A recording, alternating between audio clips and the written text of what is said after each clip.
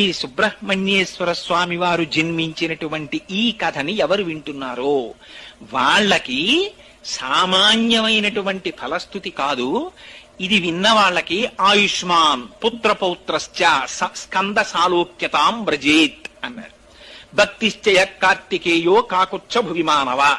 ఈ భూలోకంలో ఎవరైనా కూర్చుని సుబ్రహ్మణ్యేశ్వర స్వామి వారు జన్మించినటువంటి కథని శ్రద్ధాభక్తులతో విన్నంత మాత్రం చేత వాళ్ళకి అకాల మరణము ఉంటే జాతకంలో అది ఆ దోషము పోయి వాళ్ళకి దీర్ఘాయుర్దాయం కలుగుతుంది. గర్భిణీ స్త్రీలు వింటే దీర్ఘాయుష్మంతుడు, వీర్యవంతుడు, తేజోవంతుడైన కుమారుడు జన్మిస్తాడు. సరికదా వంశం నిలబడుతుంది. నిలబడి ఇంతకు ముందు పుత్ర సంతానము ఉండకూడదని జాతకంలో ఉంటే సుబ్రహ్మణ్యేశ్వర స్వామి వారి యొక్క జననమును వింటే వాళ్ళకి కొడుకులు పుడతారు. ఈ సుబ్రహ్మణ్యేశ్వర స్వామి